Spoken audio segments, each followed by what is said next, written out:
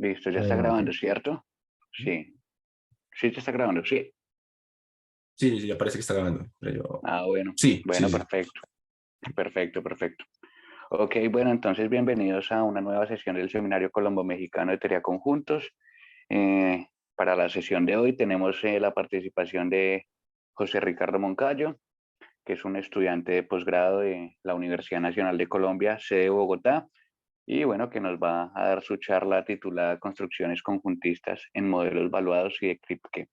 Así que, José, muchas gracias por aceptar la invitación que te extendimos para hablar en este seminario. No, Estamos muchísimas gracias por invitarme. listo, entonces estamos contentos con tu participación y bueno, te escuchamos, José. El escenario es todo tuyo. Gracias, José. Listo, muchas gracias, Clem. Bueno, entonces la idea es como hablar un poquito de cierto tipo de construcciones que estuve estudiando ahorita para la mi tesis de maestría. La idea es que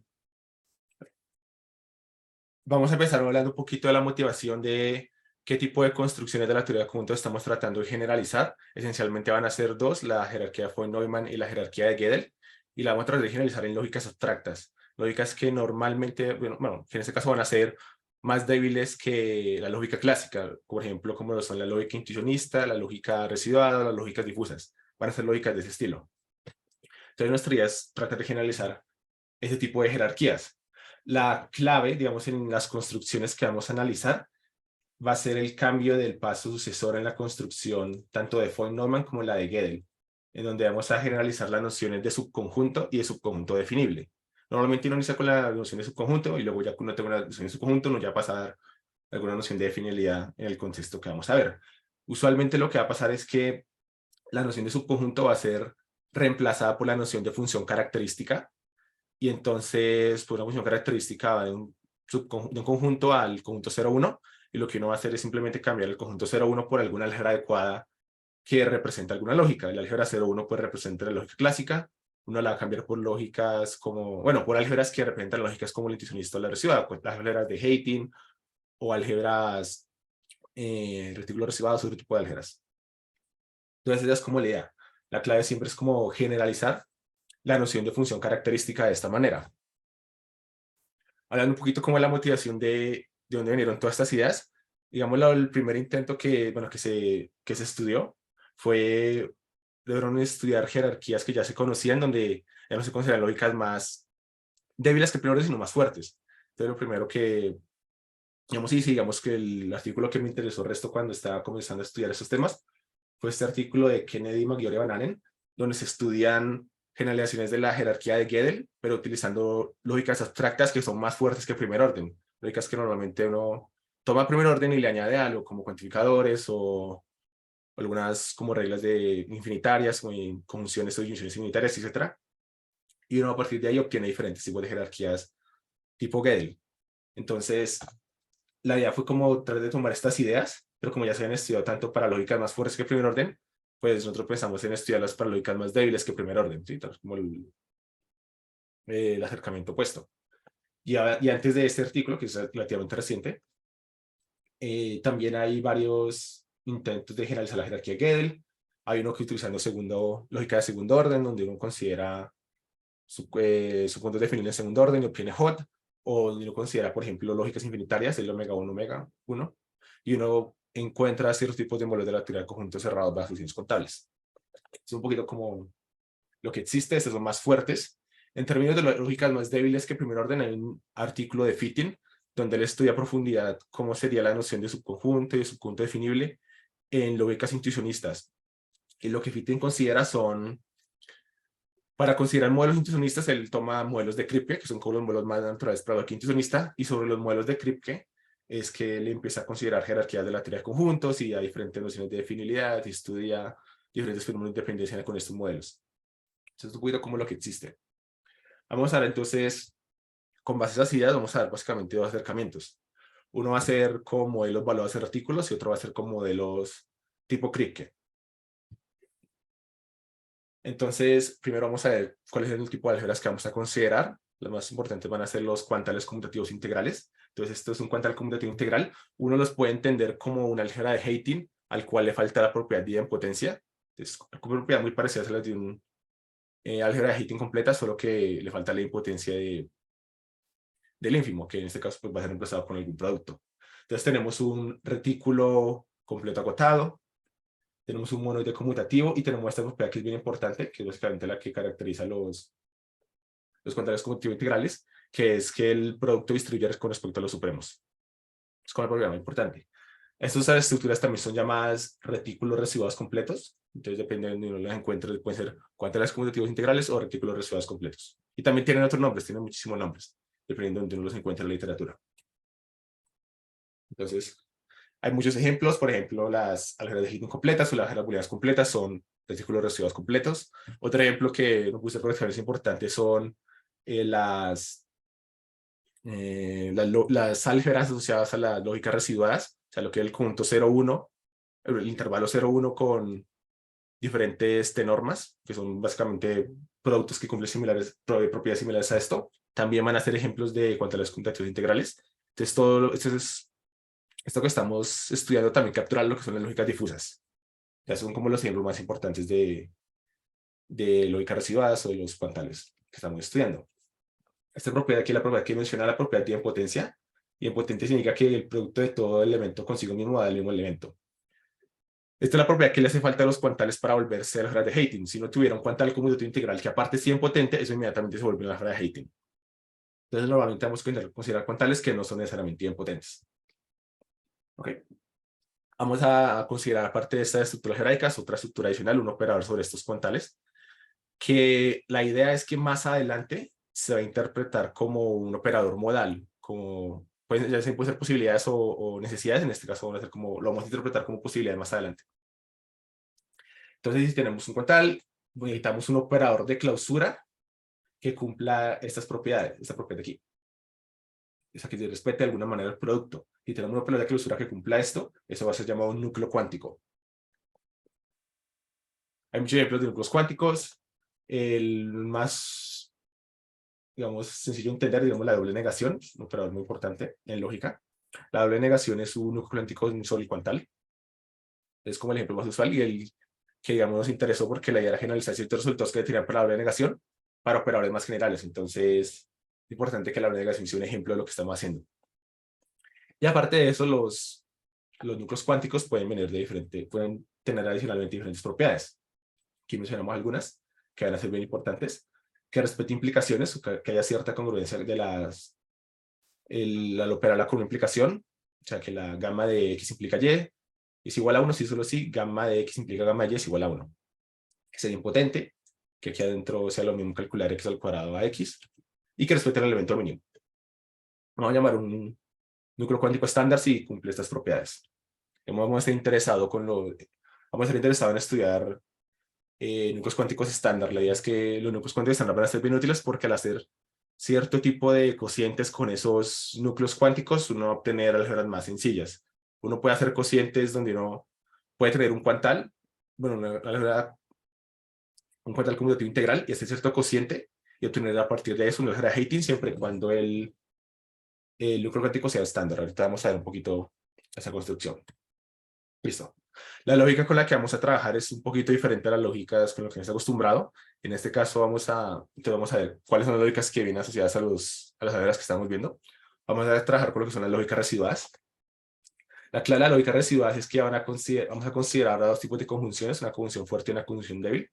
Y pues la idea es que la conjunción fuerte se va a comportar exactamente igual a la conjunción débil, excepto que le va a faltar un axioma, que va a ser el axioma básicamente de impotencia, que alfa implica alfa y alfa.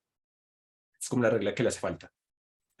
Uno puede considerar una axiomatización, por ejemplo, de la lógica intuicionista, una axiomatización, y si se le quita esta regla, uno tendría básicamente lo que es una axiomatización de la lógica residuada.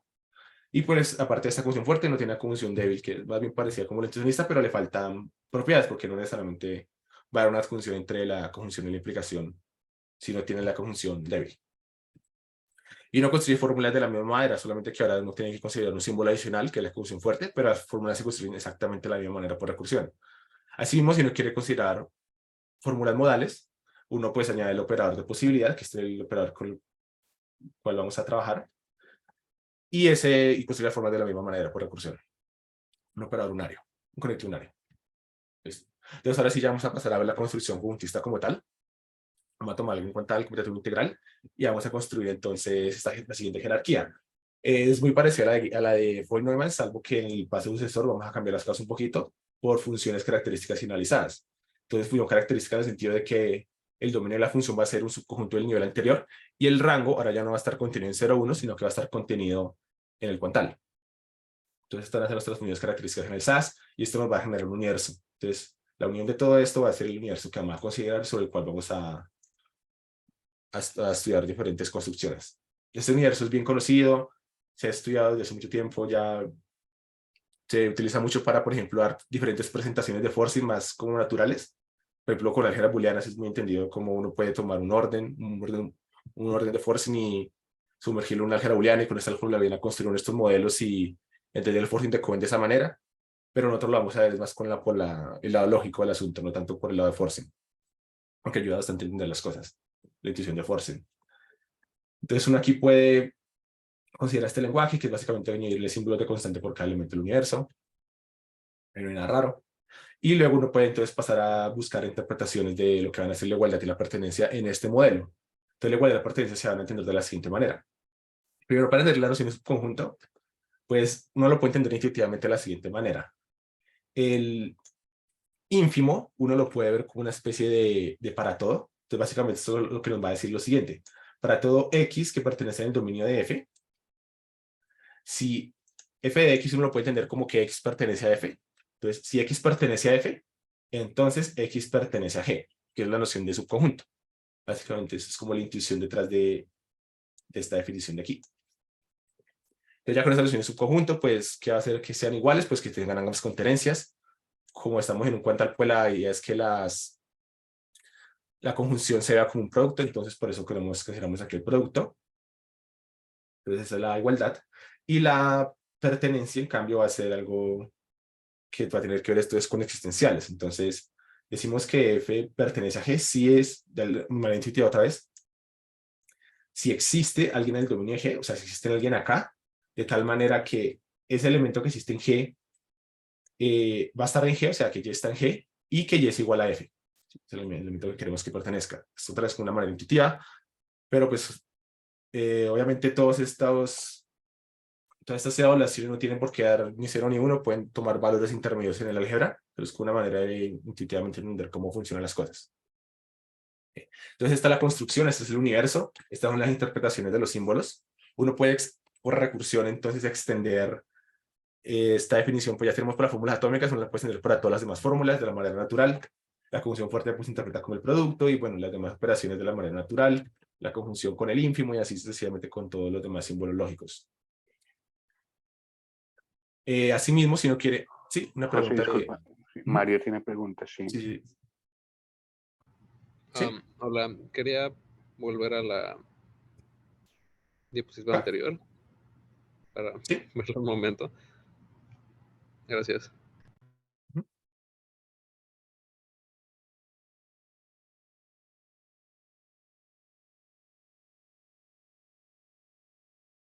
Sí. Sí, sí, parece que no hay pregunta.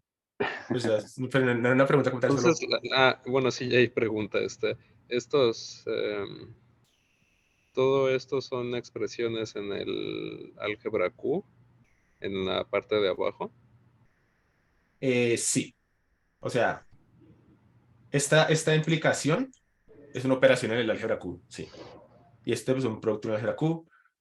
Y pues esto como es, o sea, como que será el dominio de F, entonces F de X va a estar en el rango, que el rango va a ser un subconjunto de Q. Entonces todo eso al final, y todo esto va a caer al final en álgebra, sí. Al final todo eso cae en álgebra. Así como esas conjunciones y uniones o Exacto. supramujeres. Por ejemplo, Oh, acá, esto aquí es un símbolo lógico, esto aquí es una operación en el álgebra. Ajá. Sí, son cosas diferentes. Aquí es una conjunción, aquí es un ínfimo en el álgebra.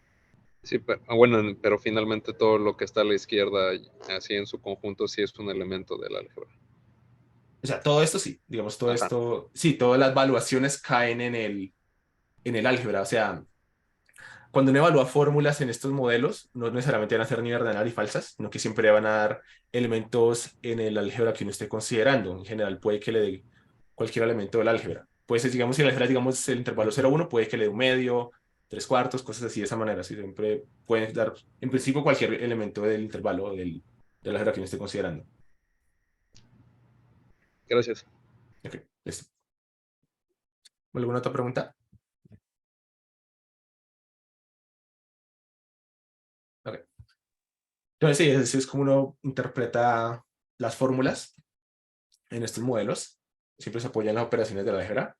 Asimismo, si uno quiere interpretar operadores modales, una manera de hacerlo es considerando, por ejemplo, que veamos ahorita un núcleo cuántico y uno puede interpretar la posibilidad de una fórmula como el gamma de la evaluación de la fórmula phi. Una manera muy natural de interpretar los operadores modales. Y uno va a decir entonces que una sentencia es que un modelo valía algunas sentencias y la evaluación de las sentencias es exactamente a 1. Así es como uno va a entender la validez en estos modelos. Obviamente van a haber muchas sentencias que puede que tomen valores intermedios, pero las que sean exactamente 1 van a ser como las que son válidas en el modelo. Es como entiende, digamos, la validez, donde esto es el máximo del álgebra. ¿Okay? Entonces aquí tenemos algunos resultados básicos, bien conocidos. Entonces, por ejemplo, si tenemos una álgebra booleana, entonces B a la B es un modelo de lógica clásica y también es un modelo de ZFC. Tenemos una álgebra de Haytin, B a la H es un modelo de lógica intuicionista y es un modelo de una variación de ZFC que se llama IZF, que es como es parecida a la teoría de conjuntos, solamente que tiene un cambio en un par de axiomas. Y si uno tiene un cuantal combinatorio integral, eso va a ser un modelo de lógica residuada y eso va a ser un modelo de cierto tipo de teoría de conjunto residuada. Estos resultados son bien conocidos. Este primer resultado, que es como el primero que se estudió, que es de Scott y Solovay, se presentó por primera vez como una manera alternativa de estudiar el forcing de Cohen, tal vez una manera un poco más intuitiva. Puede que técnicamente sea más difícil de manipular, pero era un poquito más intuitiva entender el forcing de Cohen con modelos balados en álgebras booleanas que viéndolo de la manera usual. Aquí uno también puede definir nociones de forzamiento, pero no lo vamos a ver ahorita. Uno también podría definir ese tipo de nociones acá. Digamos, esto es como lo que se tiene. Entonces ahora ya con todo esto era como ver la parte de la jerarquía de Foy-Neumann, todo eso ya se ha estudiado, ya es bien entendido. Entonces lo que vamos a ver ahora es cómo uno puede generalizar entonces la jerarquía de Gödel. Entonces eso es lo que vamos a ver ahorita. Entonces para eso necesitamos alguna noción de subconjunto definible. Entonces la idea es que, bueno, consideremos alguna subclase de B a la B. Vamos a considerar primero una álgebra booleana completa y vamos a hacer las construcciones sobre esto y luego vemos que podemos generalizar. He estado revisando y esto no necesariamente tiene que ser una álgebra booleana completa. Uno puede de una considerar un cuantal conmutativo integral y todas las construcciones que vamos a hacer ahorita también van a ser válidas. Solo que tengo que cambiar un par de argumentos, pero en principio todo va a ser lo mismo. Pero igual por ahora en principio tenemos la álgebra booleana completa. Entonces, si uno tiene alguna subclase del universo, uno puede ver esa subclase como un modelo evaluado, tomando las restricciones del universo grande. Y entonces eso le da una noción de validez para el universo chiquito. Entonces, vamos a decir que una función es B asterisco definible, bueno, que es un subconjunto de asterisco definible de M si se cumplen las siguientes cosas. Primero, pues que es una función y que pues tiene rango el modelo, que tiene rango la álgebra booleana, bueno, es un conjunto B. Segundo, que no, subconjunto no B, no, subconjunto una parte del universo booleano. Segundo, y esto es como lo importante, que el dominio de la función es exactamente una subclase de B a la B, solo que la hace una función característica asociada a M. Y la tercera condición es básicamente lo que hace que esta sea una función definible. Entonces, una función definible sí existe una fórmula de primer orden en el lenguaje de la teoría de conjuntos, de tal manera que básicamente lo que nos dice esto es que los valores de la función f están determinados por la fórmula que la define. Otra manera de entenderlo, si lo fuéramos a ver de una manera evaluada, una manera de entender esto es, por ejemplo, que A pertenece a F si solamente si A satisface la fórmula phi x b barra. Eso es otra manera de verlo. Básicamente, pues, eso es lo que uno esperaría, ¿no? Con la noción de definible, que tenga algo de ese estilo. Entonces, esta va a ser la noción de definible con la que vamos a trabajar. Vamos a considerar dominios conjunto de M y que las funciones sean definidas por alguna fórmula y por la evaluación de esas fórmulas. Entonces, con esto uno puede considerar lo que van a ser la clase de los subconjuntos B asterisco definibles. Ya con esta noción uno puede proponer una noción nueva de jerarquía, de jerarquía de Gödel, en donde uno cambia el paso sucesor por esto. Eso es lo que vamos a hacer. Entonces se hace la misma construcción de Gödel, salvo que en el paso sucesor, aquí se cambia la noción de definibilidad por la definibilidad en este contexto con funciones características generalizadas y con esta noción de definibilidad nueva que estamos proponiendo. Lo que vamos a mencionar, esta definición está inspirada en el trabajo de Fitting, donde Fitting considera una definición muy similar, básicamente la misma, solo que él lo considera no con funciones características generalizadas, sino solamente con funciones características normales, valoradas en 0, 1. Y una definición, ya básicamente esta definición y pues, muestra que eso es L. Okay. Entonces tenemos esta jerarquía. Entonces, haciendo esta construcción, pues uno simplemente cambia el paso sucesor y llega a donde tiene una jerarquía de tres conjuntos, que tiene su evaluación y que tiene sus verdades. Entonces ahora el resultado como importante de esta parte es el siguiente, y es básicamente un resultado negativo que nos dice que esta construcción, a pesar de que en principio se ve razonable, tiene debilidades muy grandes o restricciones muy grandes que hacen que tal vez no sea la adecuada en general. Pero nos dice lo siguiente, que si uno toma alguna función en este universo que acabamos de definir, con esta noción de definibilidad nueva que acabamos de dar, el rango de esa función siempre va a estar en 0, 1. O sea, ni siquiera va a ser que el rango de la función siempre va a estar en la álgebra booleana o algo así, sino que siempre va a estar exactamente o en 0 o 1. Siempre va a ser algo bivaluado. O sea, que este universo siempre está metido en un universo bivaluado. José, o sea que en ese caso, esa jerarquía que tú acabas de definir es L. ¿Eso coincide con L? No, esta no, ahorita esta tiene un pequeño problema, pero esta va a terminar siendo B. Pero una variación de esta va a terminar siendo L. Pero sí es algo como por ese estilo. Es algo Ok. como por ese estilo. Entonces el problema es que, inclusive, así usted, bueno, si es una álgebra booleana no parece tan raro, pero este resultado se puede generalizar así usted considere LQ, o sea, con un cuantal, y eso le sigue dando bivaluado, lo cual ya, si algo ya es bivaluado, eso inmediatamente hace que se vuelva clásico, o sea, ya eso no puede ser intuicionista ni nada más complicado.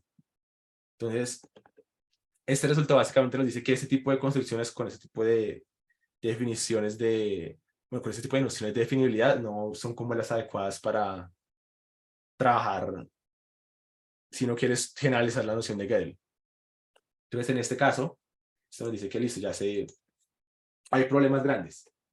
Entonces, quisiera mostrar como un poquito la idea de la demostración, que tengo un poquito de tiempo. Más o menos como cuál es la idea. Entonces, entonces la idea es demostrarlo por inducción.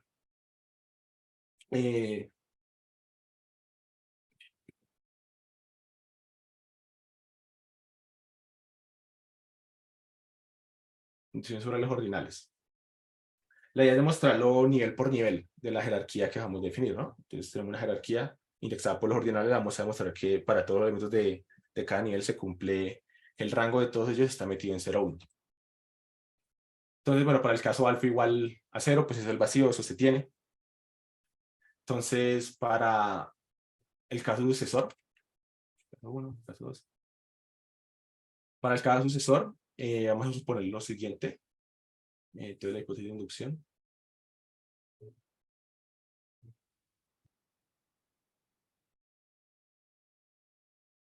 De la hipótesis de inducción nos dice lo siguiente. Nos dice que si tenemos un A que pertenece a este L, L alfa, entonces,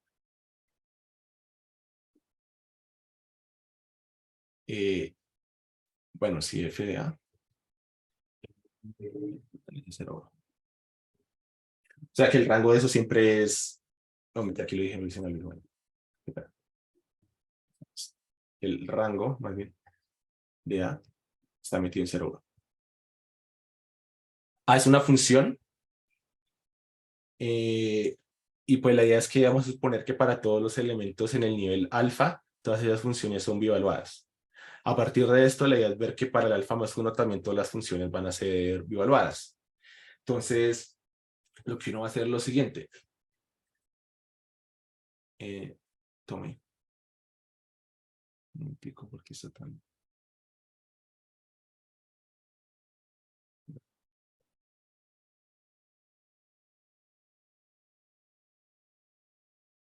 Espera. Entonces tomemos alguna función f que esté en el nivel que sigue. Uno la puede tomar en este nivel y puede pues, ignorar también las cosas del nivel anterior, ¿no? Porque para todas las del nivel anterior ya se tiene la propiedad que uno quiere probar. Entonces, como está en este nivel anterior y se está ignorando este pedacito, eso significa inmediatamente que esta función va a ser definible. Entonces, tiene que existir alguna fórmula en el lenguaje de la teoría de conjuntos. Digámosle phi x, y barra. Y algún conjunto de parámetros en el nivel anterior.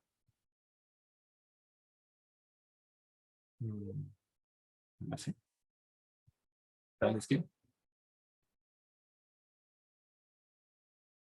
F de A es definible. Y lo que significa definible acá, significa que todos los valores vienen caracterizados por,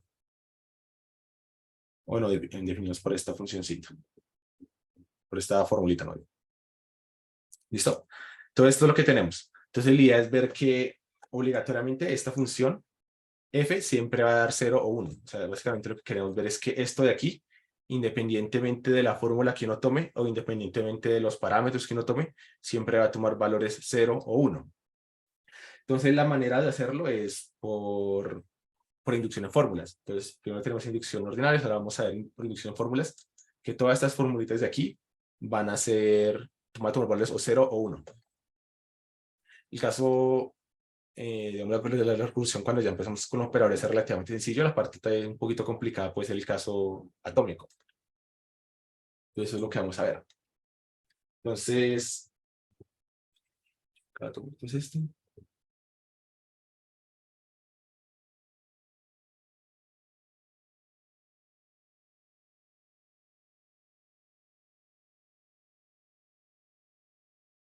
Entonces, queremos ver lo siguiente.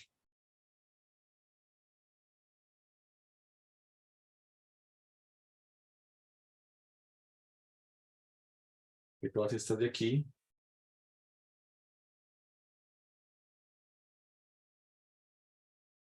digamos,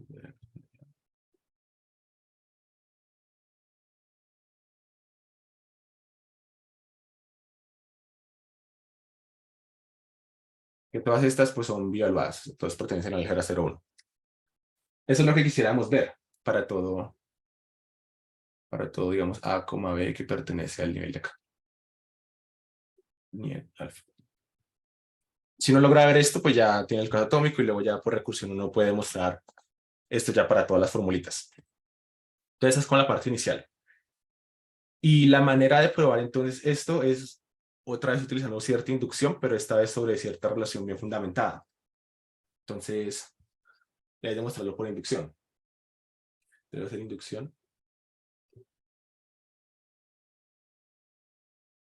sobre cierto orden. Y vamos a ver, la definición del orden es un orden bien conocido en este tipo de jerarquías booleanas, que uno utiliza mucho para las definiciones básicas. Entonces, que es una relación bien fundamentada.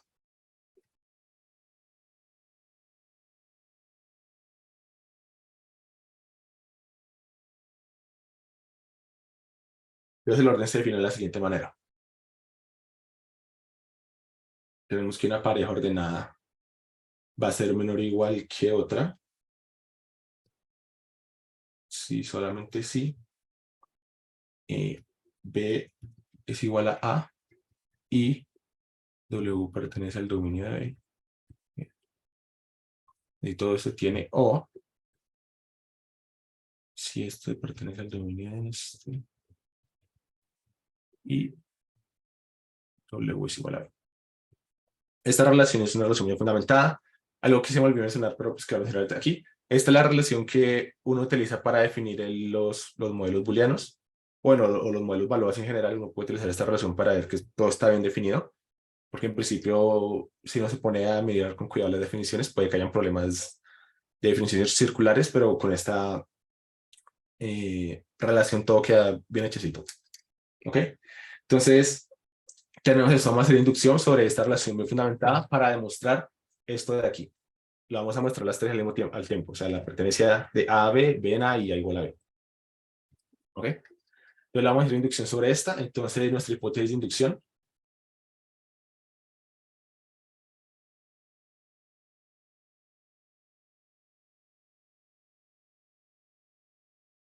va a ser la siguiente. Vamos a suponer que para todos los predecesores de AB, porque esto es lo que queremos ver, ¿no? Vamos a suponer que para todos los predecesores de AB se tiene la propiedad. O sea, sí. Lo voy a escribir de esta manera, si A, no. Si V, W es un predecesor de AB, entonces, pues se tienen todas estas cosas, ¿no? Se tienen que V, W, bueno, que pertenece a W, que W pertenece a B, y que, bueno, B igual a W, que todas estas cosas son bivaluadas. Esa es nuestra hipótesis de inducción. Esta hipótesis de inducción, pues, inmediatamente nos implica lo siguiente. Pues, si uno analiza cuál es la forma de los predecesores de un elemento, pues uno nota que, bueno, la primera entrada tiene que tener iguales, y en la segunda tiene que una estar en el dominio de la otra, o sea, este tiene que estar en el dominio de este, o este tiene que ser igual a este, y este tiene que estar en el dominio de este. Esa es como la forma de los predecesores en este orden. Entonces, este tipo de inducción inmediatamente nos implica lo siguiente. Nos implica que, básicamente para todo, aquí, V, que pertenece al dominio de A, y para todo W, que pertenece al dominio de B, se tienen todas estas de aquí. ¿Cómo las escribo? Yo voy a escribir así, ahorita les... Bueno, R, como para que sea más fácil, R puede ser o la igualdad o la pertenencia, como para no escribirlo todo otra vez.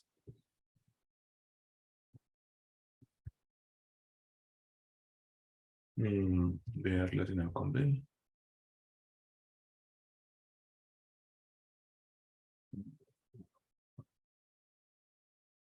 Digamos, y todas estas van a ser bivaluadas.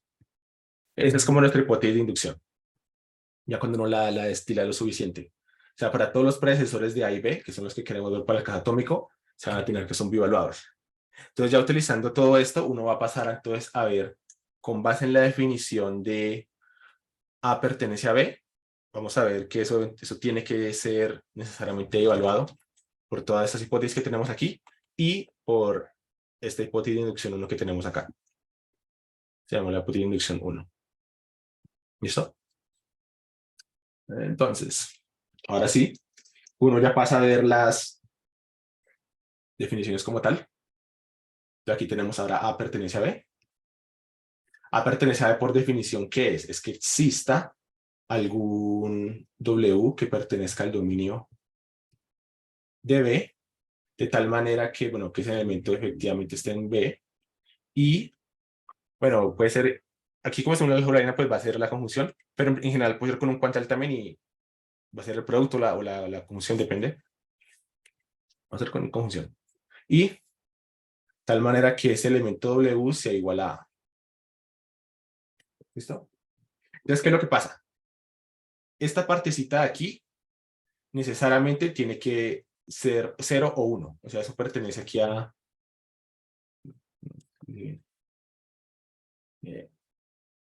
Esto de aquí necesariamente pertenece a 0 o 1, porque B, como habíamos tomado, ¿dónde lo tomamos? B es un elemento del nivel alfa. Como B es un elemento del nivel alfa, aplicando la hipótesis de inducción 1, va a ser bivaluado. Entonces, eso es por la hipótesis de inducción 1. Pero esto de aquí también va a ser bivaluado. Esto ya va a ser por la hipótesis de inducción 2. ¿Sí? Porque este es un predecesor de A, pertenece de A, B. Por lo tanto, este es bievaluado y este es bievaluado. La conjunción o producto, lo que sea de cosas bievaluadas, pues es bievaluado. Y luego al hacer el supremo de cosas bievaluadas, todo eso es bievaluado. Y por lo tanto, al final, todo esto termina siendo algo bievaluado. Entonces, por lo menos para la pertenencia, esto se comporta de esta manera. Va a dar algo o 0 o 1. Asimismo, esta de aquí, B pertenece a. Esta también va a pertenecer por el mismo argumento. Y para la igualdad, que no es más que las dos contenencias,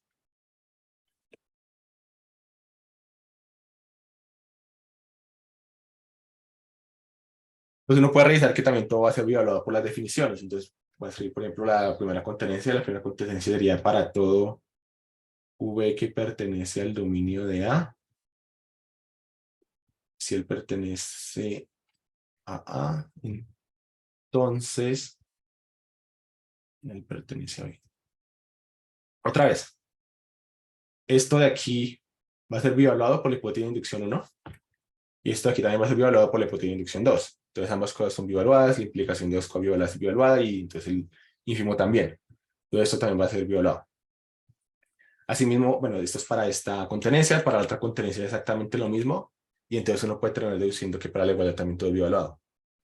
Entonces, utilizando este argumento, uno llega a que todo, para el caso atómico, bueno, pues ya utilizando la inducción sobre la relación bien fundamentada, ya por inducción,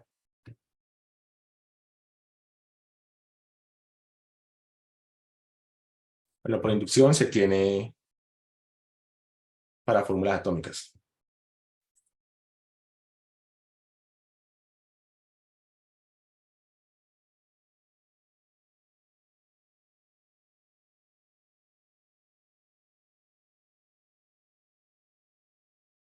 Listo. Ya tienenlo para fórmulas atómicas, probarlo para fórmulas, para las demás fórmulas es sencillo. Voy a usar, por ejemplo, qué sé yo, para la conjunción, si no tiene, por ejemplo, que esta, que phi, que psi, son bivaluadas, pues qué hacer, por ejemplo, la conjunción. La conjunción pues va a ser la conjunción de las evaluaciones, o sea, el ínfimo de las evaluaciones. Y pues si este siempre toma valor 0,1 y este siempre toma valor 0,1, pues es el ínfimo siempre va a tomar valor 0,1. Y así mismo uno ponga la operación que uno quiera, siempre dar 0,1. Uno puede comprobar para la división, para la conjunción, para la implicación, para todos los que no quiera. Al final, si por usar inducción siempre va a tener que, al hacer las operaciones que uno utiliza normalmente, siempre le va a dar cosas bievaluadas, siempre cuando uno parta de cosas bievaluadas. Entonces, por recurso, por inducción en fórmulas, uno tiene el resultado para todas las fórmulas y por lo tanto uno va a tener el resultado para el caso sucesor, que es lo que estábamos viendo aquí al inicio. Y si ya lo tiene para el caso sucesor, revisar el caso, el límite es sencillo porque son solamente uniones, eso se tiene casi que de manera inmediata. Entonces ya por inducción sobre los ordinales, se va a tener que se tiene este resultado para todo el modelo, para todo alfa, entonces, y con todo el modelo de la unión, pues se tiene para todo el modelo. Y entonces uno tendría el resultado. ¿Qué resultado es este? Que el rango de todas las funciones que están metidas en este modelo siempre va a ser 0, bueno, que está metido en el conjunto 0, 1, siempre va a dar algo o 0 o 1. ¿Listo? ¿Alguna pregunta? Hasta aquí como la demostración. Parece que no. ¿No? Listo. Ok. Entonces es como el resultado, primer resultado que restringe bastante las cosas. Todo es bievaluado.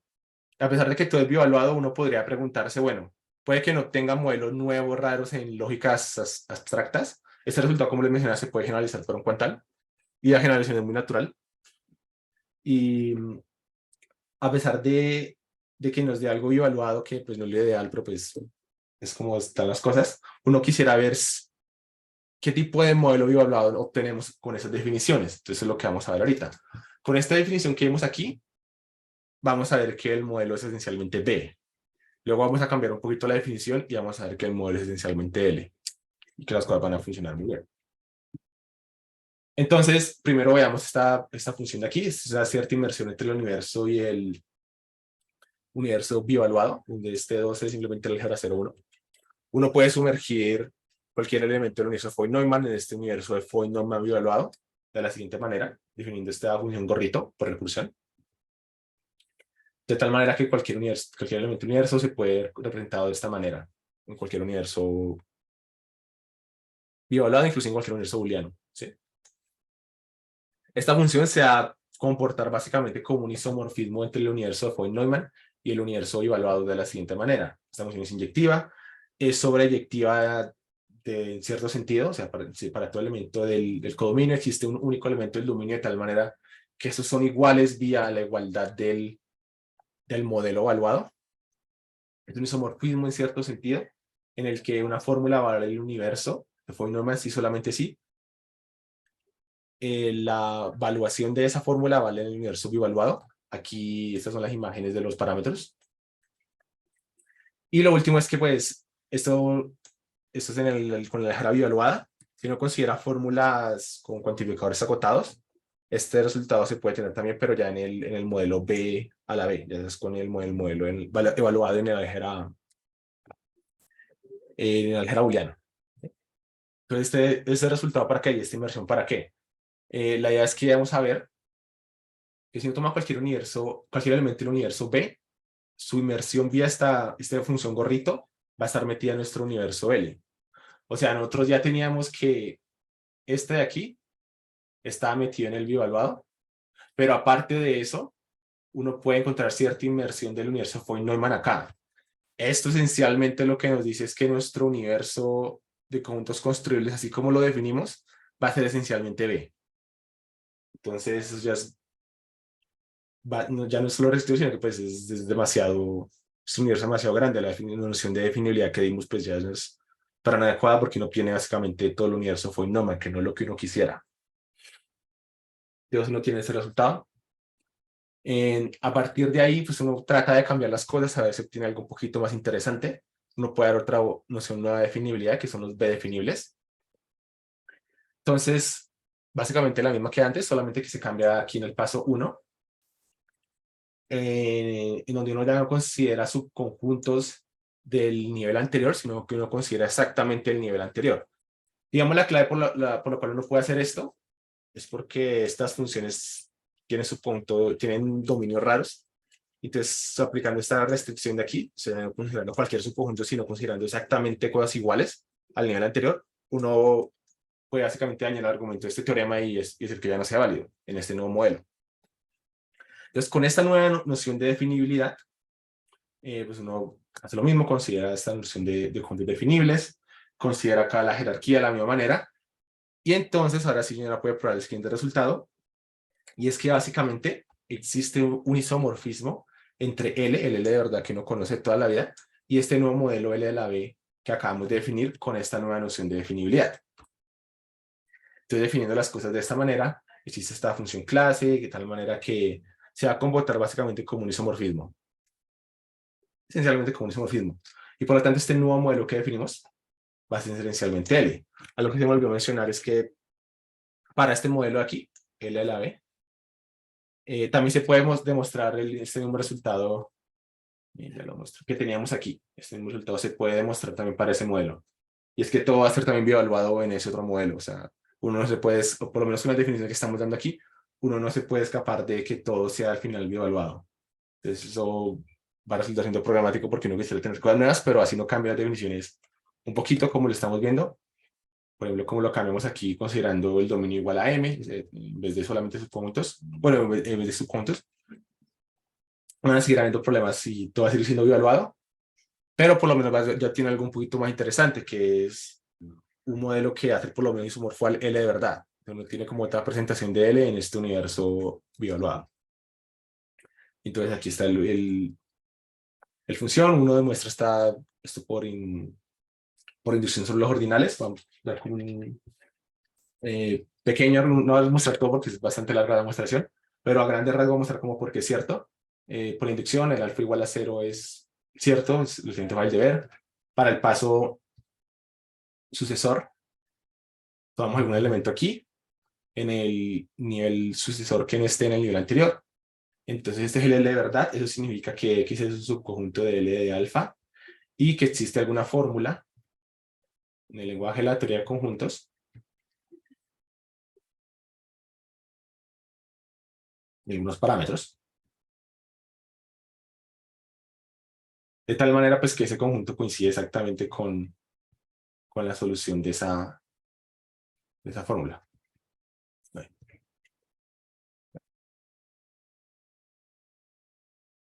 ¿Sí?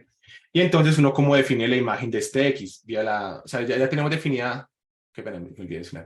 Ya tenemos definida la función para el nivel alfa. Entonces queremos ver qué pasa para el nivel alfa más 1. Entonces queremos ver cuál es la imagen de este X que está en el nivel alfa más 1. La imagen de este X pues tiene que ser una función que va del nivel alfa a la álgebra booleana. ¿Y qué va a hacer? Simplemente esto. A cualquier elemento del dominio lo va a mandar en esto de aquí. La imagen de los parámetros la vamos a ver en el modelo. ¿Sí? Esta va a ser la definición de la extensión del isomorfismo.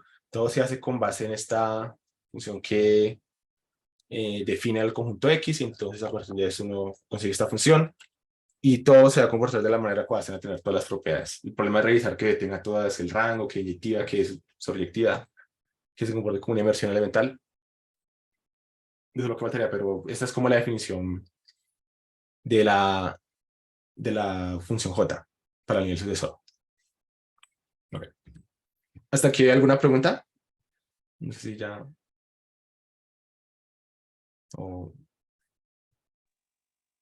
Parece que no, parece que José. no. ¿No? Vale. Ujú. Entonces, esto es más o menos lo que vimos con los modelos evaluados en retículos. Entonces, como se puede ver, se tienen algunas cositas interesantes, pero a pesar de todo, como que pues uno quisiera considerar modelos que no sean necesariamente evaluados y modelos que no sean clásicos, sino que sean por lo menos intuicionistas, o modelos que sean en lógica residual, o modelos más raros. Uno no quisiera que las cosas colapsen a lo clásico. Por lo tanto, pues considerando todos estos resultados, lo que uno llega es que, bueno, tal vez los modelos valuados no son como los adecuados para estudiar la noción de constructibilidad en lógicas más débiles que primer orden. Entonces, con base en todo esto, es que uno procede a estudiar lo que son los modelos de Kripke. Entonces, los modelos de Kripke ya uno los pasa a ver y pasa a ver como qué se tendrán estos modelos de Kripke para... O más bien, si uno puede hacer construcciones en los modelos de Kripke que no nos resulten en modelos triviales como antes, para el caso de los modelos evaluados en artículos. Entonces, la idea es analizar la noción de modelo de Kripke. Un modelo de Kripke normalmente se lo considera un orden y ya, y no sobre el orden construir el modelo. Aquí necesitamos algo un poquito más fuerte, necesitamos no solo algo que sea un orden, sino que sea un orden dotado como de cierto producto y cierta estructura de retículo. Necesitamos un modelo de SEO conmutativo completo, donde esto es un retículo, bueno, un semi-retículo de ínfimos completo con 1 como mínimo y infinito como máximo, que esto sea un modelo conmutativo parcialmente ordenado y que se cumpla esta propiedad. Noten que esta propiedad es que los productos distribuyen con ínfimos, que es como lo contrario o el dual más bien de lo que teníamos antes con los cuantales, que era que los cuantales distribuían con supremos. Entonces, a partir de estos órdenes, uno puede dar una noción de lo que va a ser un modelo de Kripke asociado a estos órdenes. Uno necesita uno de estos órdenes, primero que todo. Uno necesita una relación de forzamiento entre elementos del orden y entre fórmulas atómicas en el lenguaje. El lenguaje va a consistir del lenguaje que uno considera originalmente y elementos de D, donde D es el universo del modelo. Uno lo puede ver, sí, como el universo del modelo. En este caso, como lo estamos viendo como parte del lenguaje, uno puede ver cada elemento del universo como un símbolo de constante. Entonces, este lenguaje que uno va a considerar. Entonces, uno necesita un forzamiento que relacione fórmulas en este lenguaje con elementos en el orden. Y a partir de uno le pide algunas condiciones a la relación de forzamiento. La condición clave es esta de aquí, la A, que básicamente nos dice dos cosas, a grandes rasgos nos dice dos cosas. Primero es que el forzamiento cerrado hacia arriba, es decir, que si P fuerza algo y Q es mayor o igual que P, Q también fuerza eso mismo, que es una propiedad clásica en el forzamiento de Kripke. Y la otra es que si no tiene que algunas condiciones fuerzan alguna cosa, el ínfimo de las condiciones también lo fuerza. Eso es básicamente lo que viene condensado en esta propiedad. Ok. Y bueno, pues que el infinito fuerce todo y que la falsedad solo es forzada por el infinito. Otro de condiciones naturales. Entonces ya con esto definido para el caso atómico, que es lo que tenemos aquí. Entonces, básicamente, una relación entre fórmulas atómicas y el orden. Entonces, uno puede extender la definición para fórmulas cualesquiera el lenguaje por recursión. Aquí está la definición, no voy a entrar en detalle por qué las definiciones se comportan de esta manera. Uno puede entenderlas si estudia cierta relación entre los modelos Valois y los modelos de Kripke, y uno puede llegar a decir todas estas condiciones que uno requiere. No lo vamos a hacer ahorita, pero es posible a partir de las definiciones Valois llegar a como a ese tipo de definiciones. Y son mucho más naturales de lo que uno esperaría. Entonces tenemos estas definiciones para los diferentes casos por recursión. Y bueno, ahora sí ya con base en todo, con todo esto, creo que alguien dijo algo en el chat. Te quedan 10 minutos. Listo. Ok. Y como ya tengo esto, entonces uno puede entonces pasar a la parte modal. Antes no nos metimos que ir con la parte modal, ahora sí lo vamos a hacer un poquito más. Para estos órdenes, vamos a considerar ahora no operador de clausura, sino operador de interior, y lo vamos a llamar conúcleos. Entonces, un conúcleo es un operador de interior que cumple estas dos propiedades. Esta es la dual de la que teníamos antes, y esta es una propiedad distributiva con respecto a los ínfimos. Entonces, uno de estos órdenes va a ser considerado modal si tiene un conúcleo asociado. Y entonces, para estos órdenes, uno puede entonces dotarlos de una estructura. Uno puede interpretar fórmulas modales en estos órdenes, ya con este operador nuevo, y uno lo puede definir de esta manera, aplicando esos operadores. Eso sería como la extensión de los modelos que vemos ahorita. Esta definición de posibilidad pues depende del conúcleo que uno considere. Entonces ahora ya con esos modelos vamos a ver en qué álgebra vamos a evaluar esos modelos para considerar nuestros modelos evaluados, nuestras nociones de subconjunto. Entonces vamos a tomar lo que son los conjuntos fuertemente hereditarios, que son básicamente los cerrados hacia arriba y cerrados por ínfimos, y lo vamos a llamar P asterisco entre los conjuntos de P que son fuertemente hereditarios. Esto de aquí, con estas operaciones definidas de esta manera, va a formar un retículo residual completo. Entonces, un cuantal conmutativo integral. Entonces, esto es lo que nos dice el resultado. Si tenemos un monolito conmutativo SO completo, entonces estos conjuntos fuertemente hereditarios van a formar un cuantal conmutativo integral. Y aparte, uno a partir del conúcleo, uno puede dar esta definición de aquí y crear un núcleo para ese conúcleo. ¿Ok?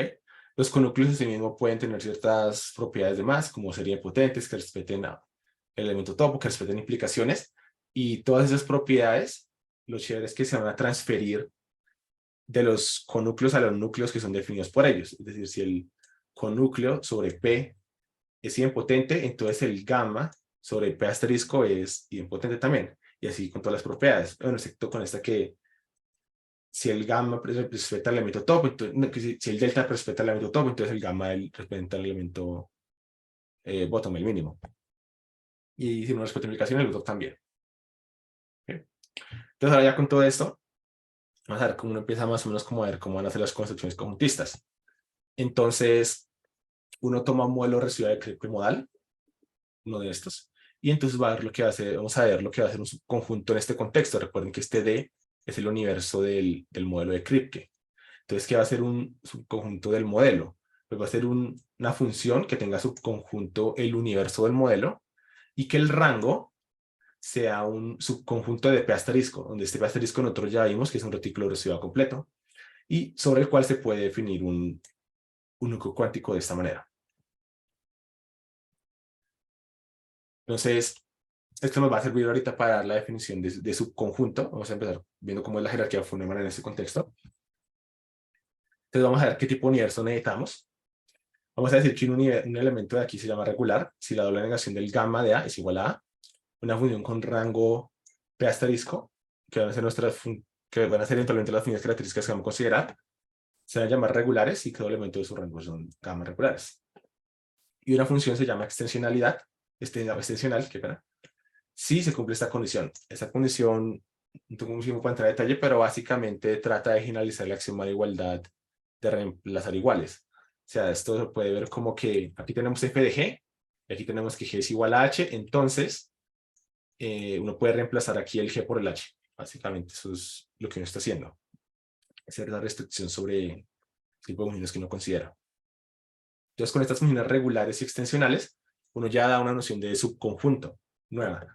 que van a ser todas las funciones gamma regulares extensionales que sean de estos subconjuntos del modelo. Esta va a ser nuestra noción de subconjunto para el paso sucesor del modelo de Kripke que vamos a considerar como el paso clave. Entonces ya con base en eso uno puede hacer la construcción por recursión. El paso cero pues es el natural, es el vacío. El paso sucesor es el nivel anterior pegándole estas funciones nuevas que vienen dadas con los subconjuntos nuevos que uno está añadiendo. Y uno para este modelo uno define pues ahora uno lo que va a hacer es definir el forzamiento nivel por nivel. Entonces para el caso sucesor uno da la noción de forzamiento por diferentes casos. No tengo casi tiempo para entrar en detalles de las definiciones. Entonces uno lo hace así, el paso límite pues es la unión, lo natural, y pues todo el modelo va a ser simplemente la unión de todo lo anterior. Entonces ya con todo esto en mente, uno pasa a ver bueno, uno ya tiene un nuevo modelo de Kripke, residuado, modal, y entonces lo que uno se pregunta es qué tipo de teoría de conjuntos satisface este modelo. La idea es que vamos a ver que existe cierto tipo de traducción entre un modelo evaluado bien conocido, un modelo de Hayting, y estos modelos, y que esa traducción básicamente nos va a dar una idea de qué tipo de teoría de conjuntos es satisfecha por este modelo de acá.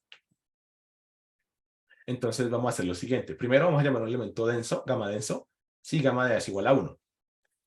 Los elementos gamma densos van a formar un filtro sobre el P asterisco, que es el cuantal conmutativo integral.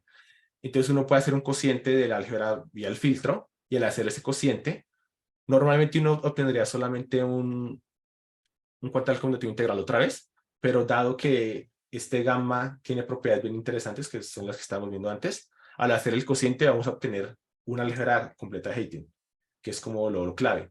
La idea es que vamos a pasar de algo que estaba esencialmente en lógicas residuadas, modales, a algo que básicamente es simplemente lógica intuicionista, y la idea es encontrar una traducción entre estos modelos de la lógica intuicionista a la lógica residuada. Entonces, dado un modelo de Hayting evaluado, decimos que una función es extensional si se cumple esta propiedad. Esta propiedad es análoga a la que teníamos antes de extensional, pero para los otros modelos. Y decimos que una función es regular si la doble negación de f de x es igual a x. Otra vez muy parecido a la noción de gamma regular.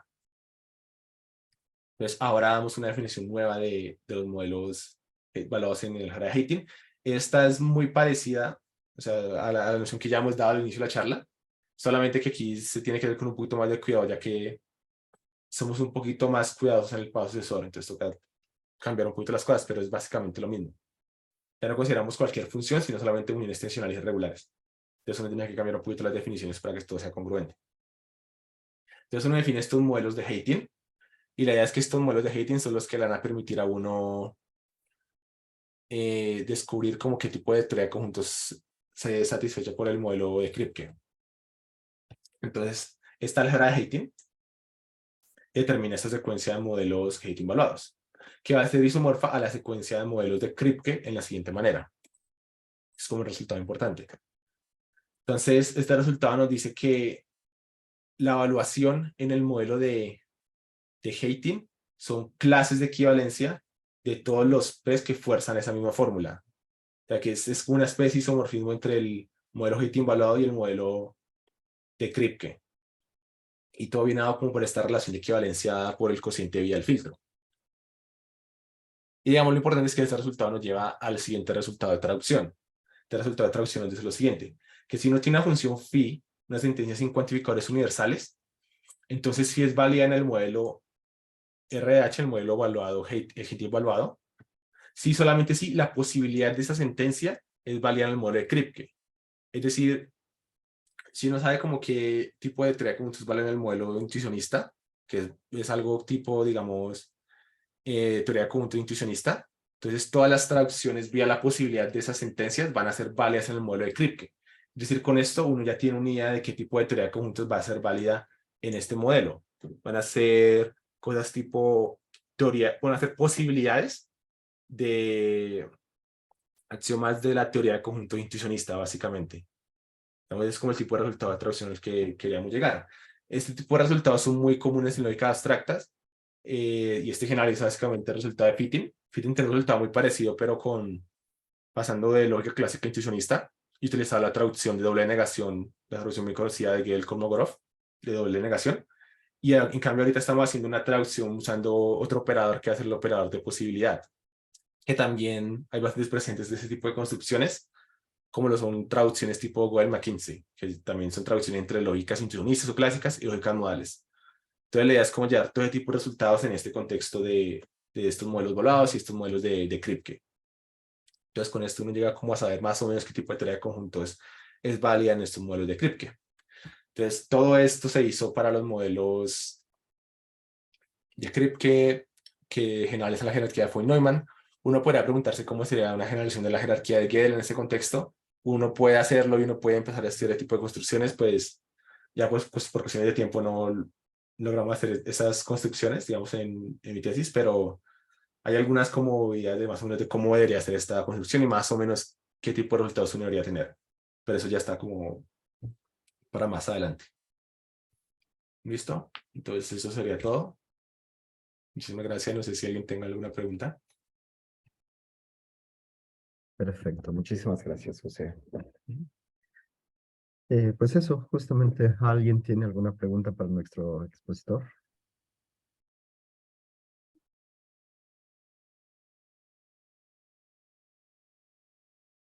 Sí, Julián. Sí, Julián, adelante.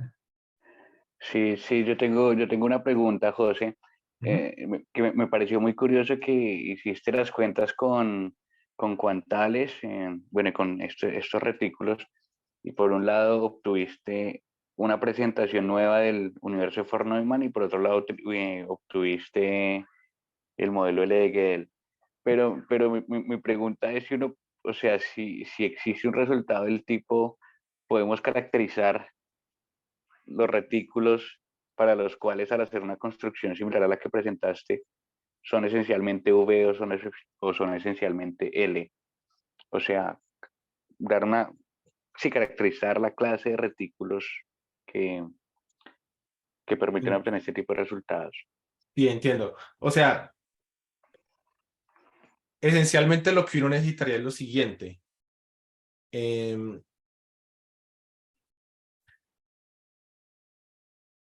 sí, básicamente lo que uno necesita es que cuando uno considere 0,1 dentro de ese retículo, o sea, tiene que tener por lo menos, digamos, alguna álgebra, ¿sí?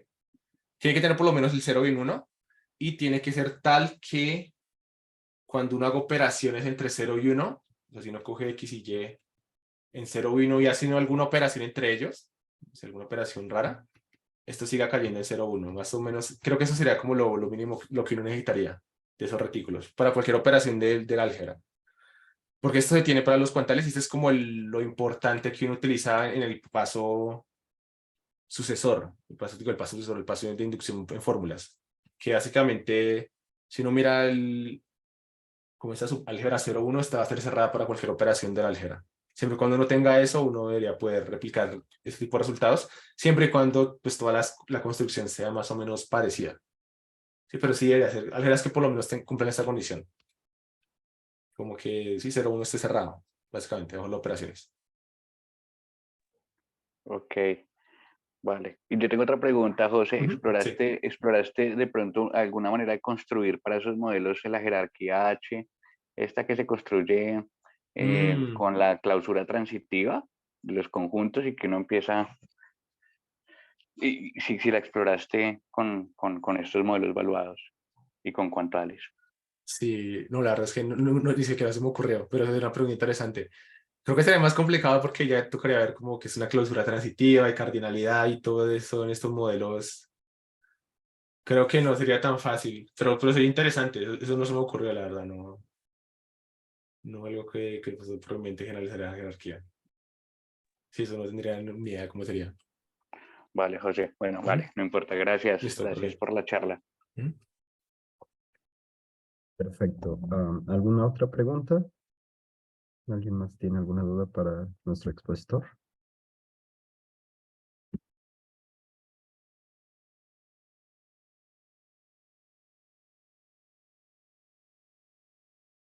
Bueno, si no es así, agradecemos nuevamente a José por su charla y los invitamos el próximo jueves a asistir.